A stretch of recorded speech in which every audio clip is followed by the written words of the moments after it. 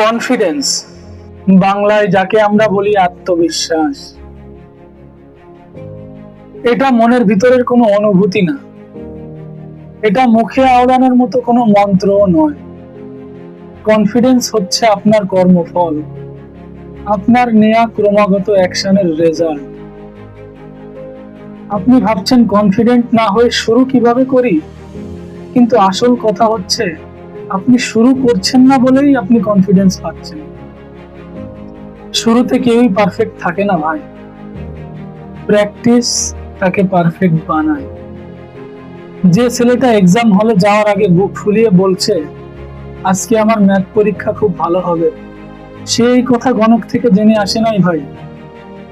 সে এই কথা বলার সাহস এবং আত্মবিশ্বাস এই কারণে পাচ্ছে কারণ সে একটা অঙ্ককে শতবার প্র্যাকটিস করে আসছে, শতবার ভুল করছে, শতবার প্র্যাকটিস করেছে। এই কারণে তার আত্মবিশ্বাস তৈরি হয়েছে। আপনি শুরু করেন, ভুল করেন, ভুল থেকে শিক্ষা নেন, আবার শুরু করেন। এভাবেই আত্মবিশ্বাস তৈরি হবে, এভাবেই আত্মবিশ্বাস তৈরি হয়।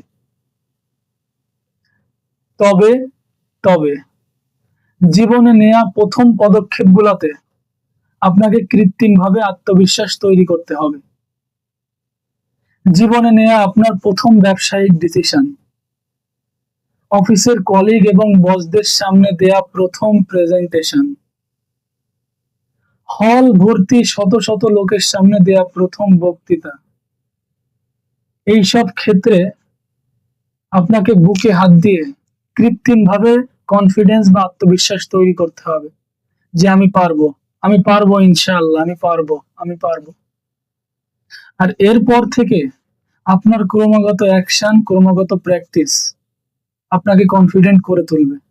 আপনার আর পিছনে ফিরে তাকানো লাগবে না, তখন আপনি নিজেই সবকিছু পারবেন।